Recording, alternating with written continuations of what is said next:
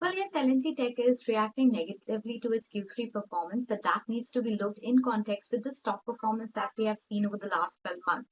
The stock has nearly doubled and is now trading at expensive valuations of around 35 times, leaving very little room for disappointment. And disappointment this quarter has come in respect to the guidance because there was no upgrade from the management in terms of the guidance, and the street was expecting that the revenue guidance would be revised upwards from 19 to 20% to 20 to 21%. Other than that, if you look at the performance, the numbers are largely muted because the dollar revenue number has come bang in line with the expectation at around $225 million. Margins were steady at 18.6%, and the profit figure of around 248 crores is a slight miss versus our expectation of 255 crores.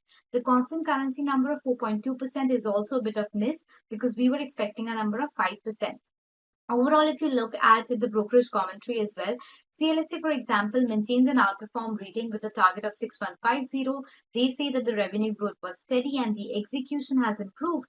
But overall, they believe that with rich valuation can cap the upside for the stock in the near term, though they are positive about the company's FY23 outlook.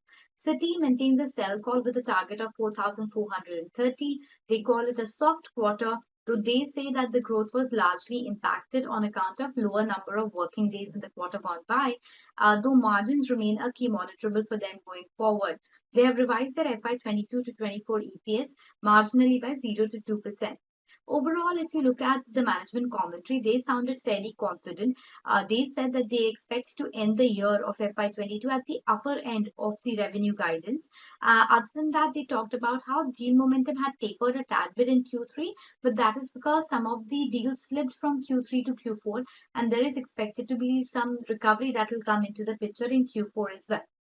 Overall, they believe that the demand momentum will continue strongly in Q4, and in fact, the deal win pipeline looks steady not only for calendar year 22 but 23 as well. And that is why they believe that the headcount addition pace will also continue at the current level. In terms of the margins, despite having the headwinds of supply side issues, they believe that margins will remain sustainable at over 18% in FY23 as well. So overall, the management is sounding confident about the outlook going forward, but the street is a tad bit worried given the rich valuations.